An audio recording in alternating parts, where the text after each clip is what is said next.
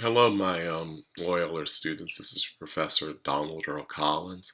I want to talk to you about your small group questions writing assignment first drafts in broad terms. Talk about this more in class this week, but I just want to make sure that I cover all the bases for all of my students, regardless of what class you're in or what section of what class you're in, because the thing I'm talking about is across the board. I just want to make sure I cover this.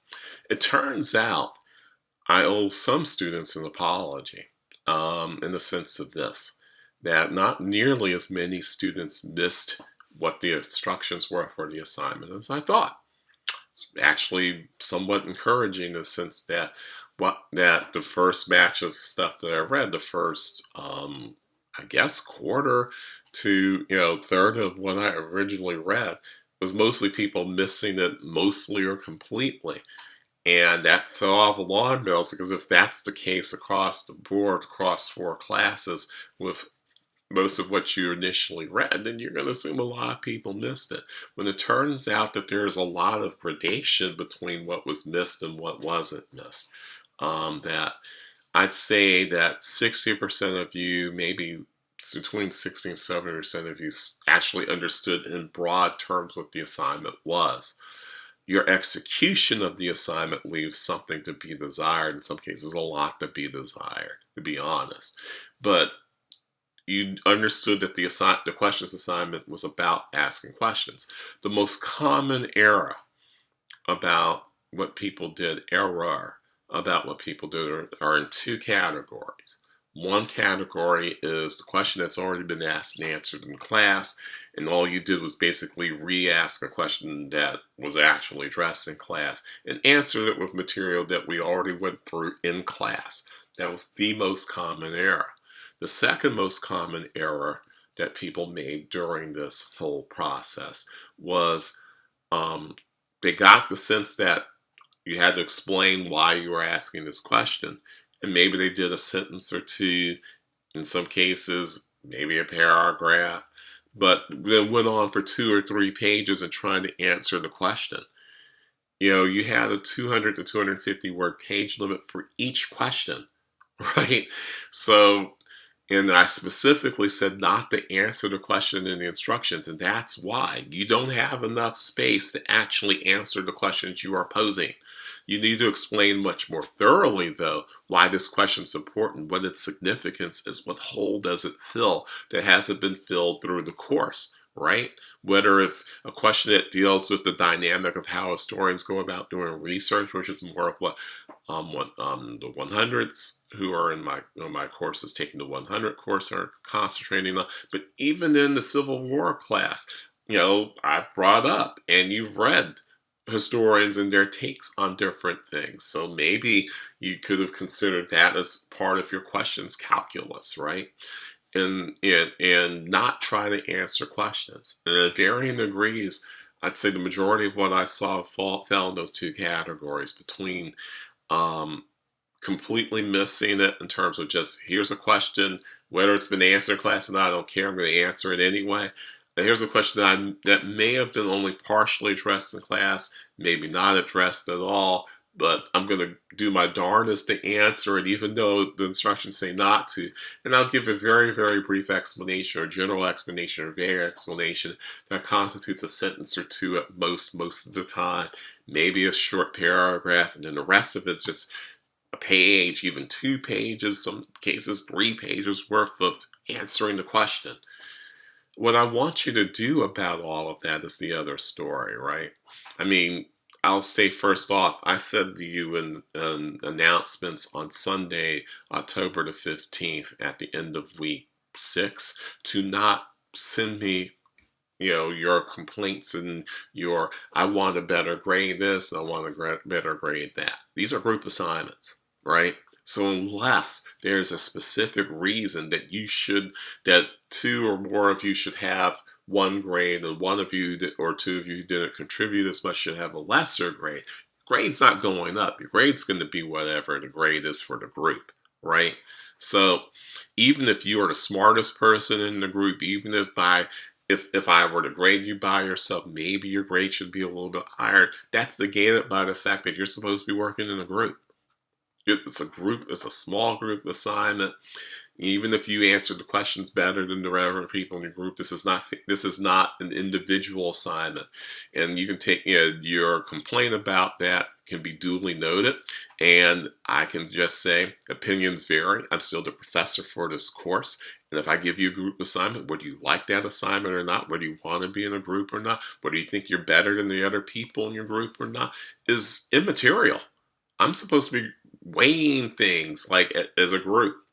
And so, unless you've specifically contacted me to let me know that person or persons in your group have not been doing their have not been carrying their fair weight and doing their fair share, therefore their grade's going to be lower, haven't done anything at all, there is no reason for me to up your grade. So, discussing why your personal grade should be higher with me, no, that's not going to fly, and I'm not doing it. All right, and you can complain all you want. You can give me weird looks all you want. This is not an exercise in individualism, right? I despise American individualism in this course of my life because all American individualism is given us from a historical standpoint, and where we are today is where we are today. The mess that this world is in, the mess that this country has to deal with, is in part because we've turned individualism into end all be all. Which, by the way, if we turn it into end all be all, which means that only you count and no one else does, and screw everybody else, that's narcissism. That's not really individualism. So so spare me the reason why your grade should be a little bit higher. It's not happening. I've spent a lot of time weighing between what you actually did do and what I asked you to do. And there's distance in pretty much, especially the 100 classes, there's a lot of distance, even among the higher grades, between what I asked you to do and what I expected you to do, right? And what I expected you to do, what you actually did, right? Because of the variance in terms of the way people put their questions together. I'll say one more thing on this, and then I'll jump right into what my expectations are for the final draft, the second draft that you're doing, the final draft that's due on October the 22nd. Okay, and that is this: around what you're doing, right? Ultimately, your grade came down to what you as a group as a whole did, but all those things included just simple stuff. Turn in a Word file. Make sure you double space everything. You don't need to indent stuff. Just because Microsoft Word indents your stuff and makes your stuff longer doesn't mean you should be indenting anything, right? You can say, no, I don't want this indented, and still list it, right? And still create a list. You don't need to use the outline format in Microsoft Word and create the letter O for each of one of your questions. You definitely do need to highlight your questions, however, so that me as your professor can actually find them. Um, One of the things I actually hope to have done in classes this past week was to actually, having gone through some samples, be able to talk about, oh, this is a really good question. This is why we're going to talk about this later on in the semester. None of that happened for the most part because people were trying to ask the same questions over and over again. Even though there certainly could have been a lot more. I will talk about this once I see your second and final draft because it's not my job to help you come up with questions that haven't been answered.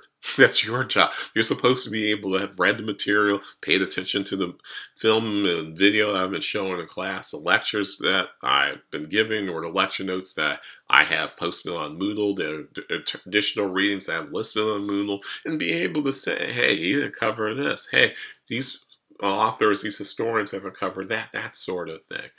And so you needed an introduction to start to basically summarize what was there and to say something in terms of a concluding kind of thing in that introduction about what those questions really mean in terms of how we understand the Civil War and Reconstruction, or how we understand Black migration, or how we understand the historian's craft, and go from there. That's what you were supposed to do. No concluding paragraph.